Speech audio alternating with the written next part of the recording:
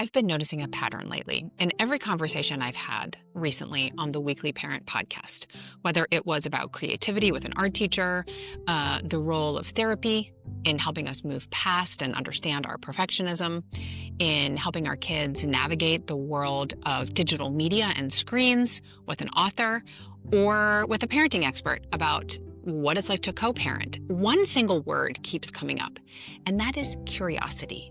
And the thing I've noticed, we're not talking about curiosity generally, curiosity about the world, about our kids, about our co-parent or our partner. The through line has been curiosity about ourselves. And it's made me think a lot about how so often in situations we do the opposite. Instead of getting curious about our thoughts, our feelings, our decisions in any particular moment, instead, we often do the opposite and go straight to judgment. We judge what we ate, we judge how we parented, or how we handled a conversation with our partner or that mom at the playground. And when we do that, when judgment takes over, something shuts down. But curiosity, especially curiosity about ourselves, it does the opposite, and it opens things back up. When we get curious, instead of being critical, we give ourselves a chance to learn something. And that shift might sound small, but I have seen it play out in three big areas, at least in my own life: parenting, relationships, and food. So let's start today by talking about parenting. So I get questions all the time about picky eating, and it's one of the hardest parts about parenting because there's so much guilt that comes with it. Parents will say, my kid only eats beige foods, and I must have done something wrong. What have I done wrong that he only eats pasta? That is judgment talking. Curiosity, on the other hand, sounds like, I wonder why he is like this. He likes toast, but not pasta. He likes broccoli at school, but not at home. Can you see the difference? Judgment puts you and your child on opposite sides. It's blame and defense. Curiosity, though, puts you together on the same side of the problem solving and building connection together. And that's the essence of responsive feeding, which I've talked about here before. You notice, you ask, and you stay open. And when you stay curious, you learn that your child might hate mushy textures, or that they're too full after snack time, or maybe they want to have control over one small part of their day and eating the broccoli happens to be it. It's data. It's information that you can use. Now, this same idea applies in relationships. Co-parenting, for example, can bring out everyone's sharpest edges. It's so easy to fall into judgment. They're impossible. They never listen. We'll never get this right. But curiosity might ask instead, what is making this part of our schedule so stressful? Is there something about this time of day that is harder for my partner or our kids?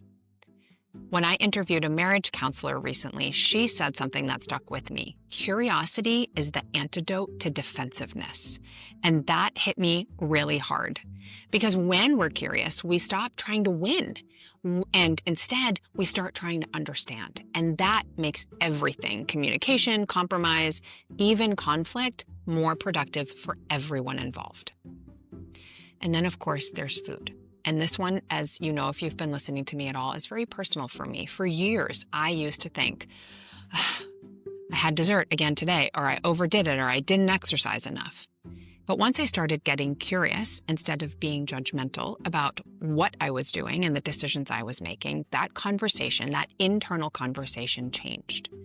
Curiosity instead sounded like, boy, what am I craving right now? Was I actually hungry, or was I just feeling stressed?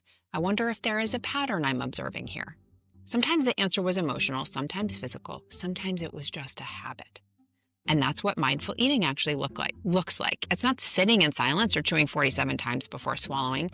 It's simply noticing what is happening and asking why without beating yourself up about it. Curiosity doesn't always mean that you like what you find. Sometimes it reveals patterns that you'd rather not see. But it always gives you a way forward. While judgment can end up trapping you in guilt, curiosity instead hands you information, and information is power. It helps you make decisions that fit your values. Eat the cookie because it's grandma's recipe and you made it. Skip it because you're tired, not hungry. Both can be the right choice, but you are making it conscientiously. So, how do you actually practice curiosity? Here's what has worked for me and many parents that I talk to. Catch your judgment early. When you hear the words should, or always, or never, pause. Those are clues that you are moving into judgment language. Turn things into a question. So instead of saying something like, I shouldn't have yelled, instead say, what led me to lose my patience? Look for patterns. Keep a quick mental note. Do these moments happen when you're hungry, when you're rushed, when you're running on fumes? Get another perspective. Ask your partner, a friend, or even your kid. You will be amazed at what other people notice that you might have missed. And then repeat this. It's like exercise. The more often you do it, the more automatic it becomes. I think that one of the really lovely parts about curiosity is that it is contagious. And when your kids see you get curious instead of being judgmental, they may start to do the same thing with food, with school, with themselves, with their friends. You will parent with more patience, you will eat with more awareness, and I think you'll find that you communicate with less defensiveness. And slowly, you might even start to like yourself a little bit more. Because curiosity isn't about fixing, it's about understanding.